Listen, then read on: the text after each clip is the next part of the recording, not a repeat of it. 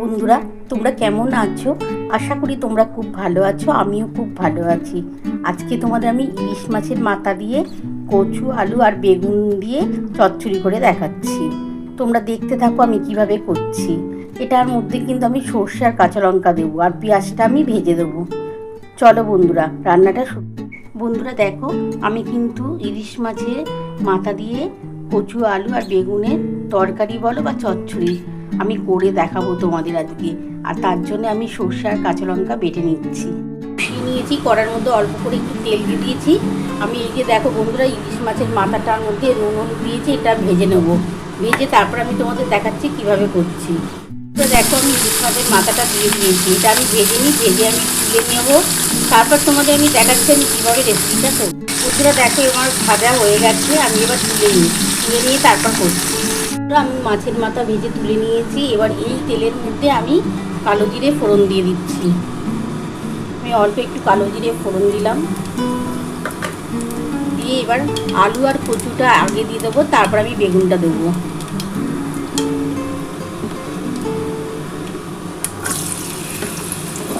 এবার আমি কচুটা দিয়ে দিলাম।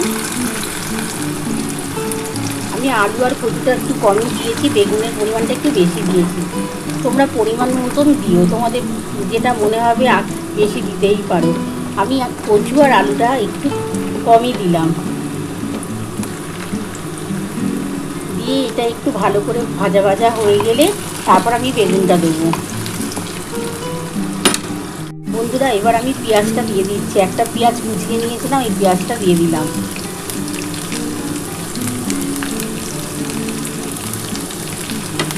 পেঁয়াজটা দিয়ে ভালো করে ভাজা ভাজা হয়ে গেলে তার মধ্যে আমি নুন, হলুদ, মিষ্টি সব দেবো। তারপরে কিন্তু আমি বেগুনটা দেবো।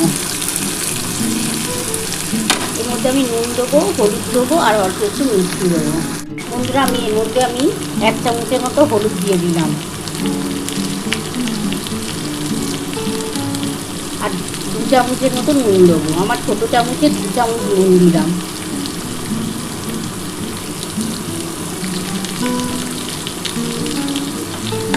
এটা ভালো করে একটু ভাজা ভাজা হলে এবার আমি বেগুনটা দিয়ে দেবো।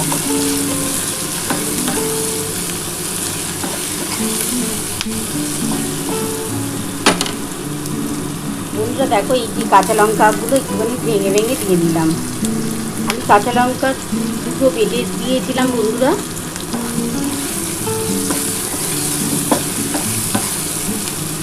এবার আমি বেগুনটা দিয়ে দিচ্ছি।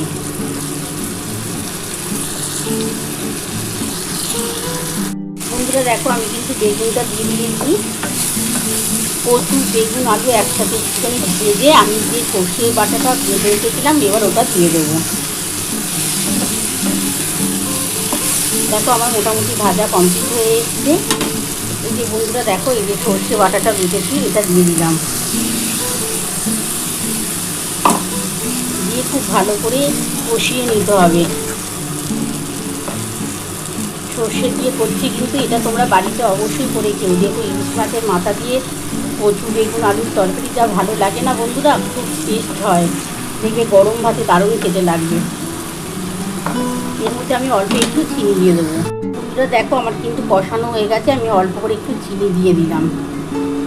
তোমরা চিনিটা নাও দিতে পারো, আমি একটু চিনি দিয়ে একটু টেস্ট হওয়ার জন্য কিন্তু দিই। তোমরা নাও দিতে পারো বন্ধুরা। দেখো আমার খুব ভালোভাবে কষানো কমপ্লিট হয়ে গেছে। এবার আমি জল দিয়ে দেবো। একটু যখন ফুটে উঠবে তখন আমি ইলিশ মাছের মাথাটা দিয়ে নামিয়ে নেব। মোটামুটি আমার কিন্তু কষানোটা কমপ্লিট। দেখো এবার আমি জল দিয়ে দিই, তারপরে একটু ফুটে উঠলে আমি মাছের মাথাটা দিয়ে দেবো। দিয়ে একটু ফুটিয়ে আমি নামাবো। তোমরা দেখতে থাকো। তোমরা দেখো, আমি ইলিশ মাছের মাথাটাকে একটুখানি ভেঙে ভেঙে নিয়েছি, তাহলে খেতে ভালো লাগবে। বন্ধুরা এবার আমি জলটা দিয়ে দিচ্ছি। মশলার জলটাই দিলাম, আলাদা করে কোনো জল দিলাম না, মশলার জলটাই দিলাম।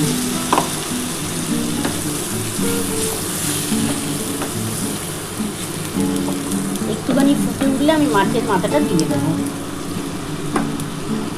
দেখো আমার কিন্তু ঝোলটা ফুটে উঠেছে। এবার এই যে ইলিশ মাছের মাথাটা দিয়ে দিলাম।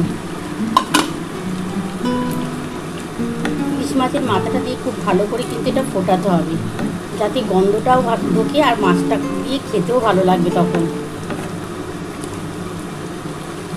এবার আমি ঢাকাটা দিয়ে দিচ্ছি। আমি 10 মিনিট পর ফিরে আসছি, আশা করি 10 মিনিটের মধ্যে হয়ে যাবে।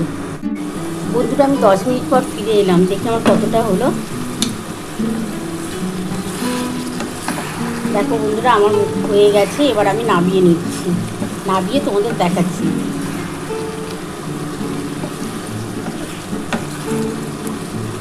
আর অল্প একটুখানি ঝোলটা টেনে নিই, তারপর আমি নামাচ্ছি, নামিয়ে তোমাদের একদম দেখাচ্ছি। দেখো আমার কিন্তু ইলিশ মাছের মাথা দিয়ে কচু বেগুন আলুর তরকারি বা চচ্চড়ি আমার নামানো হয়ে গেছে। কেমন হয়েছে বন্ধুরা? তোমরা তো পুরো রেসিপিটাই ফলো করেছো।